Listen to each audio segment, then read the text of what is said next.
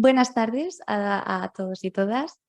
Mi presentación, soy Belén y en mi presentación aquí he venido a explicaros un poco los resultados en referencia a la atención dentro del proyecto Kairos. Sé que ya ha habido compañeros del equipo que ya han explicado sus resultados, como por ejemplo hace nada Diego. Y esta mañana Daniel ha explicado el proyecto, pero como no sé quién está visualizando ahora mismo en directo la presentación y no sé quién en un futuro va a visualizarla, voy a hacer un resumen de lo que es el proyecto, solo con el objetivo de encuadrar los resultados y que tengan algún sentido para la gente que nos está escuchando, ¿de acuerdo? Vale, el proyecto Kairos está liderado por Daniel Gabaldón, que es el IP, y Daniel lo que quería conseguir con lo que quiere conseguir con este proyecto es proporcionar una referencia científica basada en la evidencia para dar una idea de cómo deberían ser los horarios escolares o quizá cuál es la mejor opción para que los estudiantes aprendan.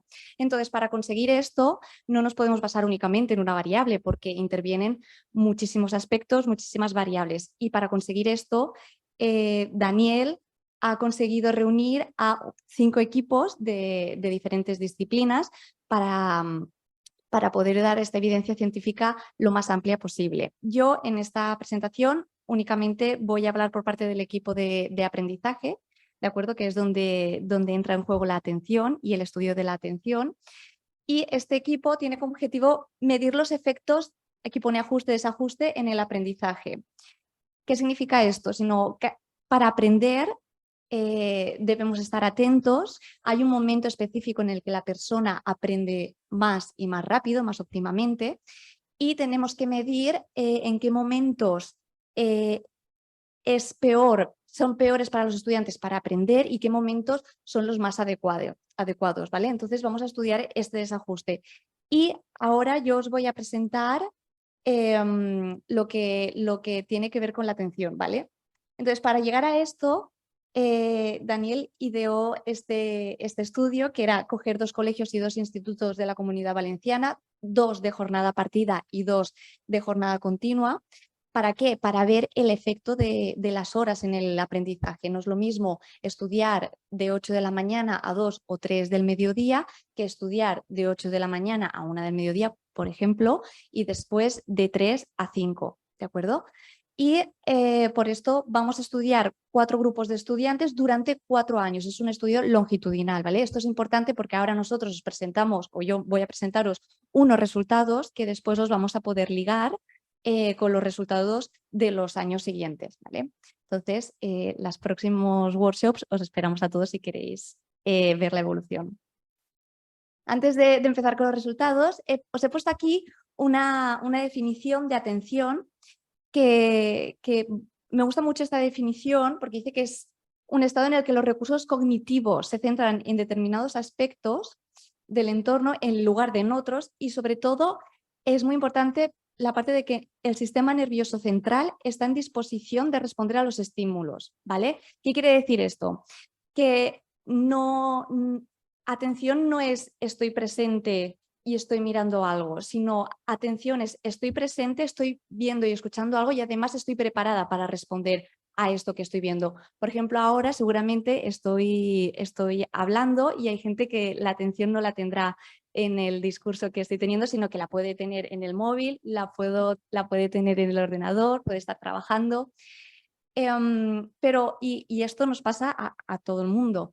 Pero ¿qué pasa cuando estamos delante de un estímulo y no es que la atención esté en otro lado y puedo dirigir la atención hacia lo que quiero aprender? ¿Qué pasa cuando no tenemos esta atención? ¿Qué pasa cuando el cerebro está, entre comillas, dormido, cuando no está preparado para atender a lo que tengo delante, para atender al móvil o para prestar atención a cualquier cosa? Porque esto para el aprendizaje es muy importante porque muchas veces decimos que los estudiantes se aburren en clase, que los estudiantes pues no atienden porque están más pendientes del móvil, porque el docente pues quizá no está exponiendo de la mejor manera los conceptos, y esto pues en parte es verdad, pero también debemos atender a cuando el cerebro del estudiante no está suficientemente despierto como para prestar atención, en cuyo caso ya se puede dar los conceptos de la manera más vistosa posible, que el estudiante lo más probable es que no los interiorice. Y es que esto ya se explicó en una presentación anterior, pero voy a dar unas pinceladas. Las personas estamos reguladas, tenemos un reloj biológico dentro, ¿de acuerdo? Y tenemos ciclos.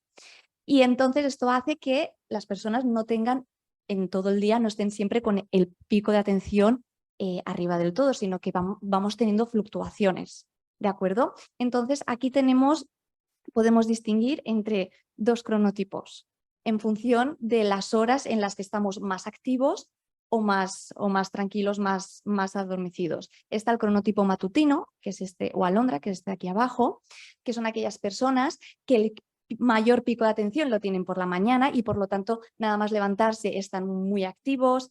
Son aquellas personas que se suelen levantar por la mañana y hablan mucho, y luego ya cuando se acerca la noche pues les entra más el sueño y suelen irse a la cama bastante pronto. Y luego están los cronotipos vespertinos, que suelen ser aquellas personas que si se levantan pronto pues están muy dormidos, están de mal humor, y luego por la noche pues o a últimas horas de la tarde son los que rinden más. Son aquellos que no sé si vosotros cuando estáis trabajando seguro que habrá gente que llega a las 8 de la tarde y es cuando os vienen todas las ideas y dices, ostras, me tengo que poner a trabajar ahora mismo, que si no se me va a ir todo. Y os ponéis a trabajar y os estaréis hasta las 12 ininterrumpidamente, porque en ese momento es en el que tenéis la energía y la atención arriba del todo. ¿De acuerdo? Entonces, aparte de que cada persona tiene un cronotipo diferente, estos son, lo que he explicado son cronotipos extremos, ¿vale? Normalmente la población tiene cronotipos intermedios, pero aparte de esto, sí que seguimos una fluctuación, toda la población sigue una misma fluctuación, y es que cuando nacemos normalmente somos de un cronotipo matutino, los niños normalmente por la mañana están más despiertos, y a medida que nos acercamos a la adolescencia bajan 2 puntos este cronotipo, la cual cosa los adolescentes suelen ser todos o de cronotipo vespertino extremo o de cronotipo matutino tirando a vespertino. Y cuando vamos creciendo y nos acercamos cada vez más a la vejez, pues entonces este cronotipo se vuelve cada vez más matutino. Por ello que las personas mayores normalmente siempre se levantan muy pronto y se acuestan bastante pronto también. Entonces, ¿qué pasa con esto? Que los horarios escolares, en vez de atender a esta necesidad de atención que la tenemos igual en toda la población, salvando las distancias, hace un uso del horario inverso. ¿Qué quiere decir esto? Que cuando entramos en primaria, normalmente las jornadas escolares se inician a las 9 y a medida que nos vamos acercando a la ESO, a la adolescencia, que ya es la ESO, en vez de bajar este horario o mantenerlo, lo que hacen es lo contrario, lo suben a las 8 o 8:30 de la mañana, cuando en realidad los estudiantes en la adolescencia el cronotipo ha disminuido, o sea, cada vez es más vespertino y a las 8, 8:30 de la mañana, si no todos, casi todos los estudiantes deberían estar durmiendo. ¿De acuerdo? Y esto hace que los estudiantes que están un lunes por la mañana, por ejemplo, haciendo matemáticas a las 9 de la mañana, no asimilen los conceptos. Pero claro, ¿qué pasa? Que se ha hecho muy común decir, bueno, es que no se te dan bien las matemáticas o no eres de matemáticas, eres de lenguas quizá. Bueno, pues quizá no ese es el problema, sino que el problema es que las horas en las que se ha hecho matemáticas o en las que se ha evaluado las matemáticas no es la hora en que esa persona tenía el pico de atención más alto. Y esto conlleva otro problema, y es que los estudiantes, cuando esta atención no está alta, no aprenden. Si no aprenden, se aburren. Si se aburren, se distraen. Si se distraen, no siguen la clase. Si no siguen la clase, se desmotivan porque ven que sus calificaciones cada vez son peores. Y esto es un bucle que realmente hay que cortar, porque una persona que quizás se le dan bien las matemáticas o las lenguas, por culpa de aprender o querer aprender estos conceptos en horarios en los que tu cerebro no está preparado para recibirlos, pues esto va a hacer que al final no vayas a ser bueno en eso, pero no porque seas malo per se, sino porque no has utilizado tu máxima capacidad, porque cuando a ti te lo han dado tú no estabas preparado para recibirlos, como cuando te tiran una pelota y tienes los ojos vendados y te dan la cara, pues obviamente no estaba preparado para coger esa pelota, ¿de acuerdo? Entonces, ¿qué pasa con esto? Tenemos las personas, hay estudios que dicen que tenemos los estados relacionado con lo que he dicho antes, los estados de alerta bajo de 8 a 9 y de 1 a 2, ¿de acuerdo? Y luego el máximo estado de alerta es de 11 a 12 y a las 4. Obviamente esto cada persona va fluctuando y por eso es tan difícil establecer un horario que vaya bien a todo el mundo, porque si todo el mundo tuviese las mismas fluctuaciones, pues se hace un horario que case con eso y ya está. Pero claro, conlleva tener en cuenta muchas variables y una variedad muy amplia, ¿de acuerdo? Entonces, el estudiante, claro, el estudiante está encorsetado en una jornada escolar que no es respetuosa con sus picos y estas fluctuaciones en la atención. Entonces, el estudiante, como puede, hace uso de su supuesto del tiempo que él tiene y que le ha venido dado. Y esto, y ya no me enrollo más con este tema, pero también es muy importante para aquellos estudiantes que les cuesta más el estudio o que tiene dificultades de aprendizaje de algún tipo. Porque si cogemos un estudiante que tiene dificultades de aprendizaje y encima es cronotipo vespertino, este chico lo va a tener muy difícil para superar la educación con normalidad, porque si además de tener más problemas que el resto, cuando tú me estás dando lo que tengo que aprender, mi cerebro no está activo al 100%, será muy difícil que llegue al nivel de los demás. Sí que es verdad que aquellos estudiantes que son más espabilados, que tienen más herramientas cognitivas a nivel cognitivo, pues aunque no esté atento ahora mismo a lo que me estás explicando luego en casa, pues mira, me leo la teoría y voy tirando a trancas y barrancas. Pero no todo el mundo tiene estas herramientas. Entonces, esto lo quiero subrayar porque medir la atención también es muy importante, ya no solo para crear horarios que sean respetuosos con todo el colectivo, sino para ayudar a aquellos estudiantes que realmente tienen necesidades educativas especiales o dificultades de aprendizaje. Muy bien, ya he explicado, con esto quería poner sobre la mesa la importancia de estudiar la atención y ahora os voy a explicar cómo desde el proyecto Kairos hemos evaluado esta atención. Hemos utilizado la herramienta del test de percepción de diferencias o el test de caras, ¿vale? ¿Por qué? Porque este test está dedicado a evaluar, como he puesto aquí, los aspectos perceptivos y atencionales y además es muy útil porque abarca un rango de edad muy amplio. Nosotros vamos, como he enseñado antes, vamos a evaluar a estudiantes desde primero de primaria hasta cuarto de la ESO. Entonces, es un rango de edad muy amplio y necesitamos un instrumento que abarcara este rango de edad. Y el test de caras lo abarca. Y esto lo he puesto aquí abajo para quien le interese este test, que ahora continuaré hablando de él. Hemos utilizado la versión renovada o revisada, ahora no me acuerdo bien del concepto, y es que aquí este test, además de evaluar el número de aciertos, también evalúa el número de errores, por lo que también evalúa la impulsividad del estudiante a la hora de contestar, ¿vale? De realizar el test.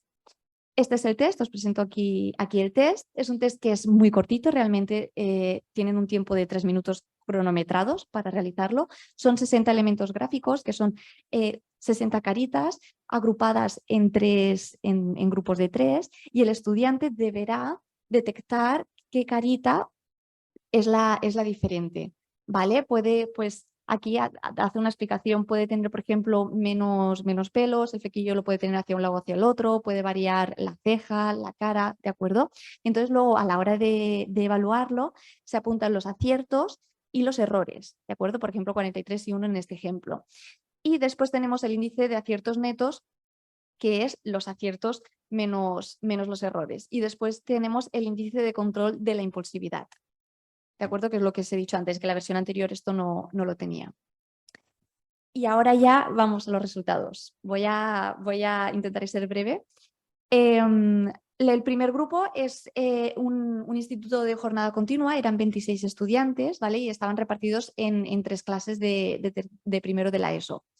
Como ha dicho Daniel antes, pero lo repito, el test lo pasamos el viernes, el lunes, el jueves y al siguiente lunes, a diferentes horas. ¿Por qué? Porque queríamos evaluar en función de la hora y en función del día si esta atención aumentaba o disminuía.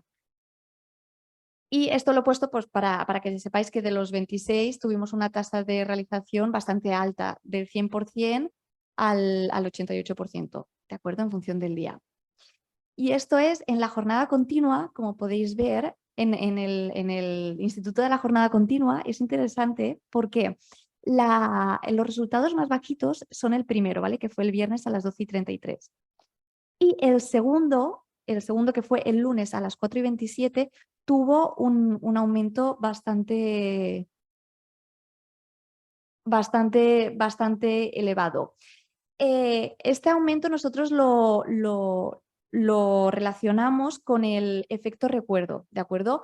O el efecto aprendizaje, que es cuando una persona realiza un test varias veces en un corto periodo de tiempo, pues al final el estudiante aprende cómo hacer el test y los resultados cada vez son mejores. Y por ello creemos que cada vez tienen menos errores y aunque sea levemente han ido aumentando los resultados positivos.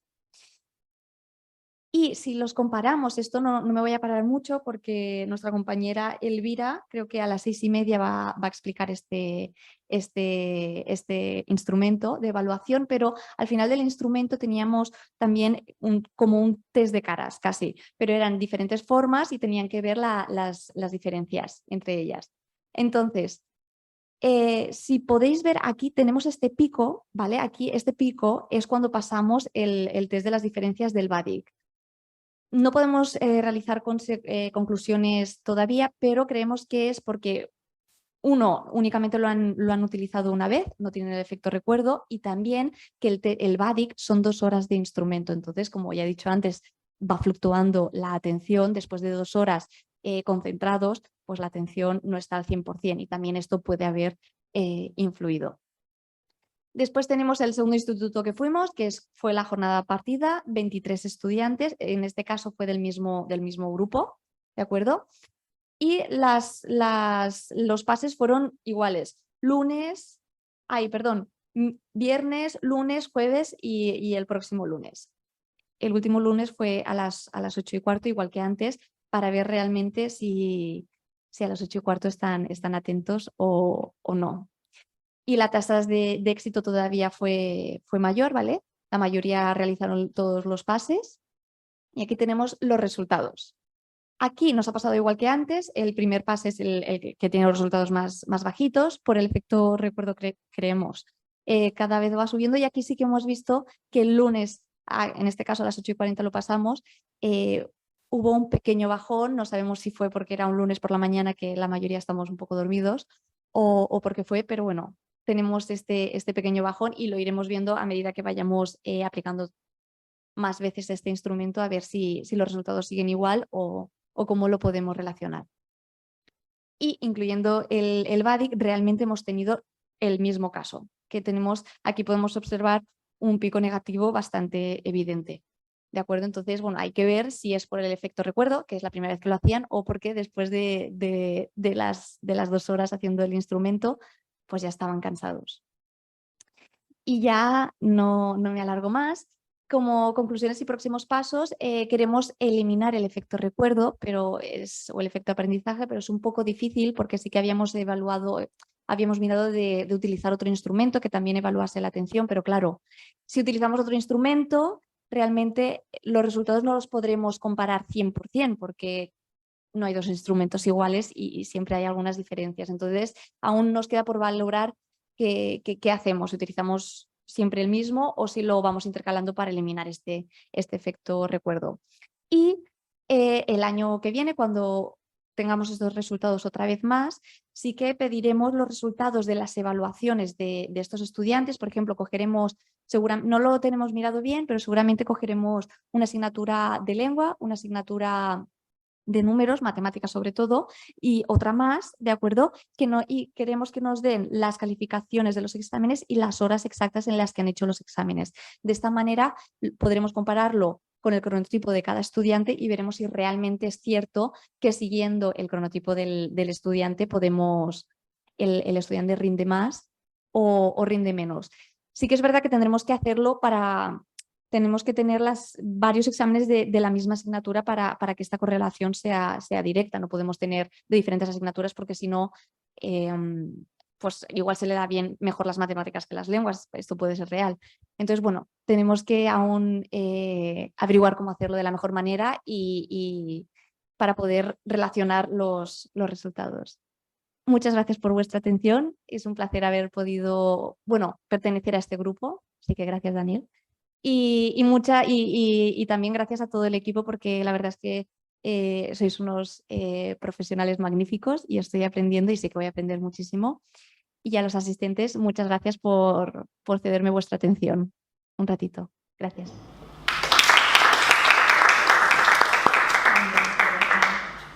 Hola, yo les quería preguntar principalmente es sobre esta diferenciación de colegios de jornada continua y colegios de jornada parcial. Partida. Partida, exacto.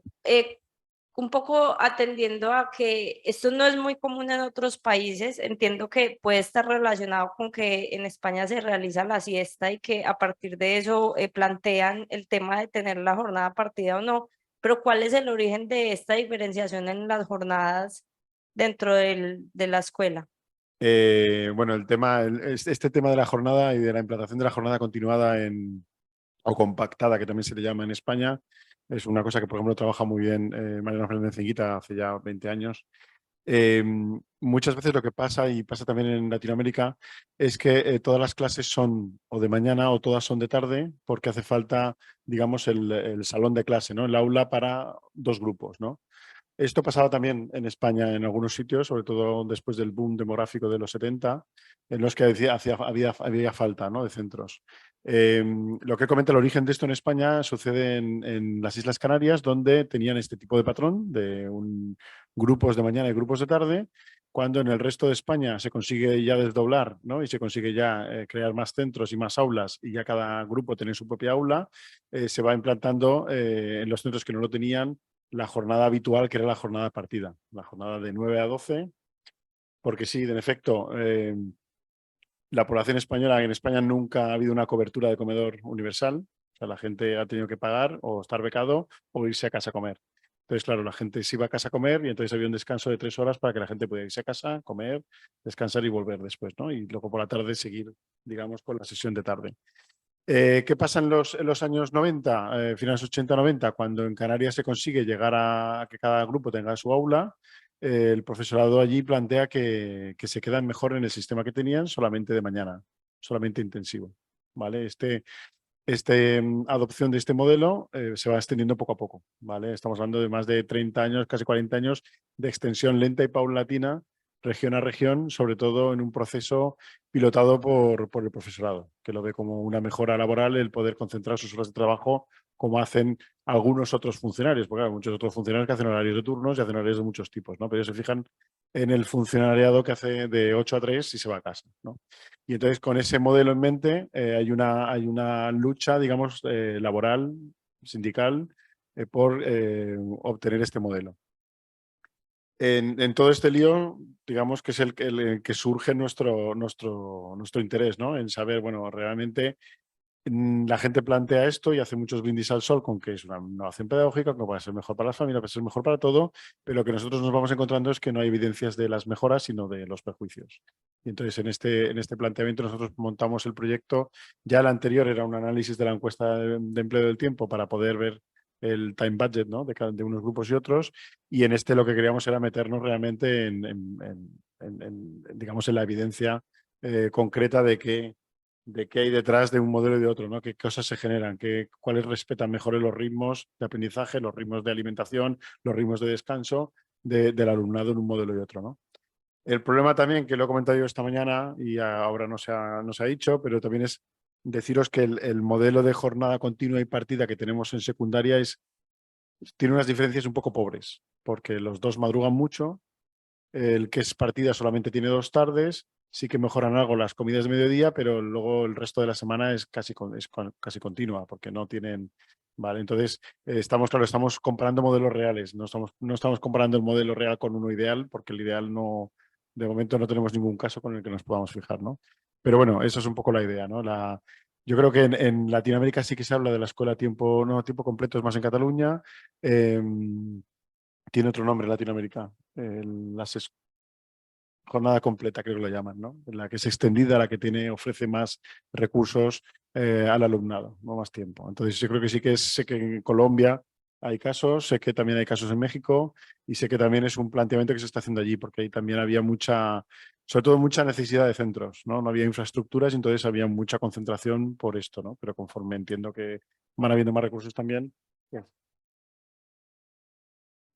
Presupone que primero los estudiantes viven cerca de la escuela y eso es una cosa, y segundo que hay un cuidador dispuesto a ir por ellos y a volverlos a llevar. Es como, tiene muchos presupuestos sociales alrededor.